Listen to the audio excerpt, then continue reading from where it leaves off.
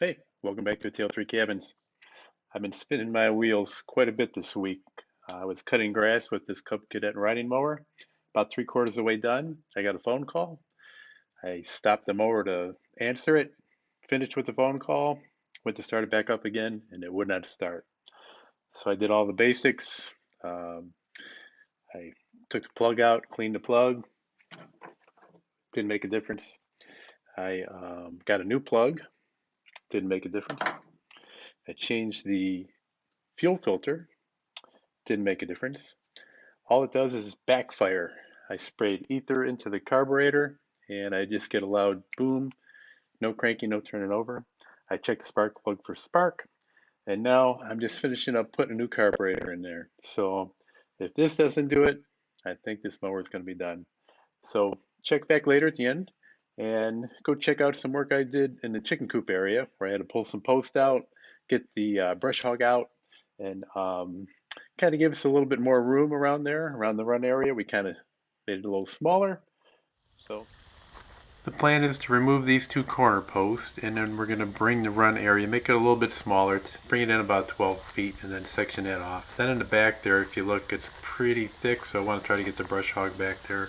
So I'm going to try to get the forks attached, um, pull up all the corner posts here, clear this area out, and make it look a little bit nicer and give us some more room in the back. We've been getting some raccoons that have been coming through there, and we just want to clear out that thicket to make way to put a roof over top and maybe make some panels, kind of like I did with the garden area, to make it a little bit more accessible and just a little bit nicer.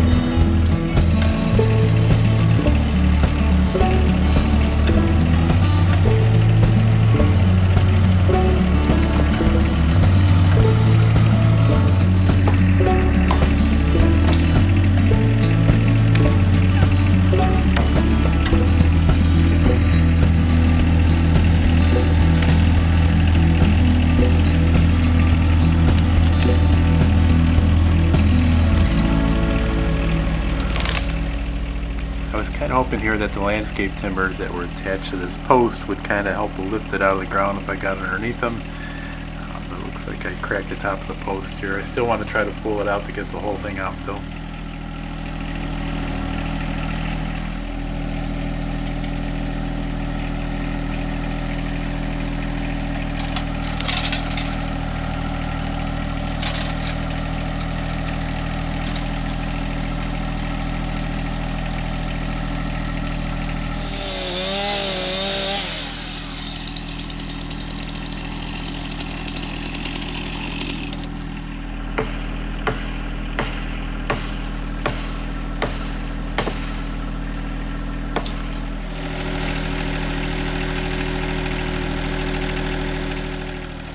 And here I thought if I just kind of buried the forks into the fencing, maybe I could lift this whole corner out too. I'm going to discard the fencing, it's kind of getting a little rusty, but that did pull the post out.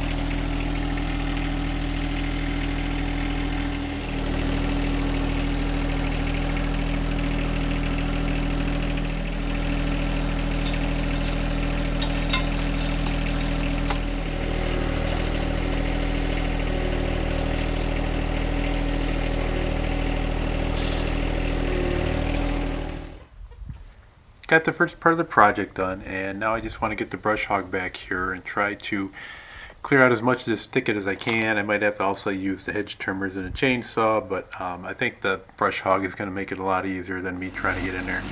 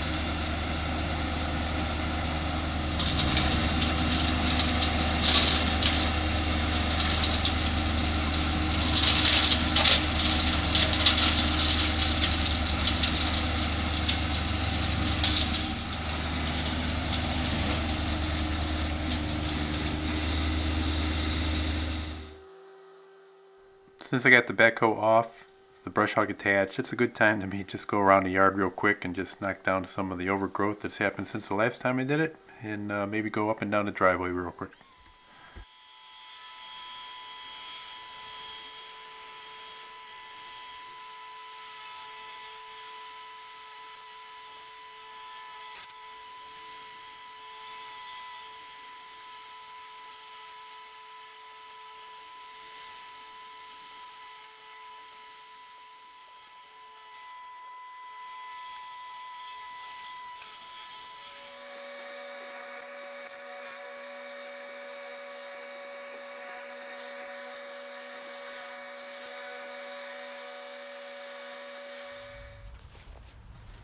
So this will make it easier now that we want to get in here and we want to make this coop a little bit more secure, put a roof over it and redo some of the panels and try to keep the varmints out.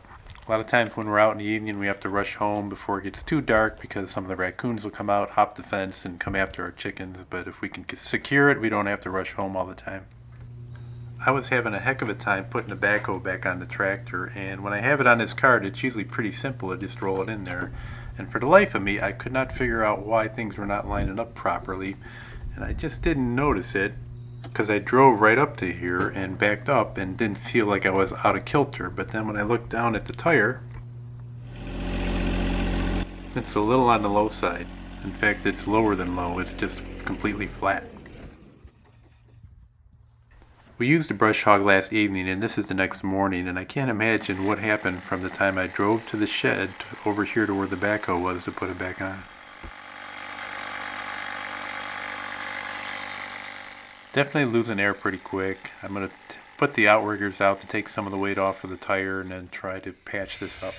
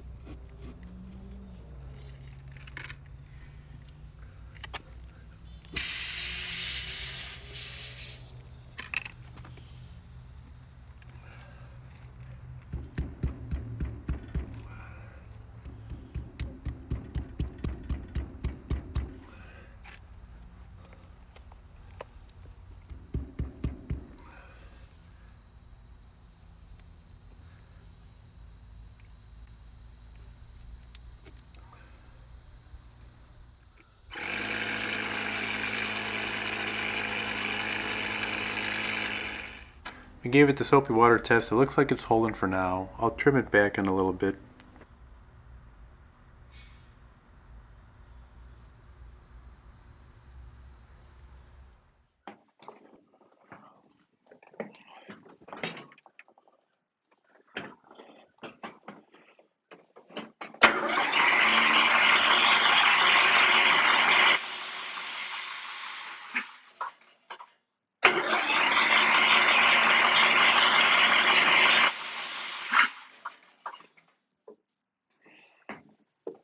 Well, that was brand new carb and still no luck. I think I got some cylinder issues, maybe some valve issues, and I just don't want to put the time into it. So there's only one thing left to do.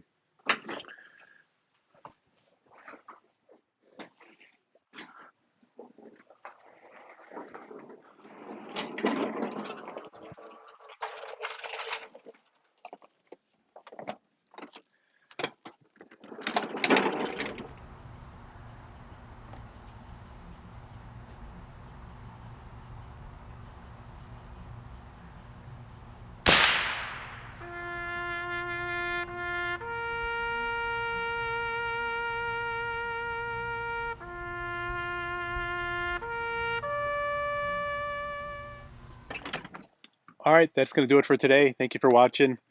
So what I'm going to do about a new riding mower? Well, believe it or not, I'm at the end of two spectrums. I'm looking at an electric mower that Ryobi makes at Home Depot and maybe a John Deere zero turn. I'll explain my reasonings next week. But thanks for watching. Hope you subscribe and keep an eye on us. Take care.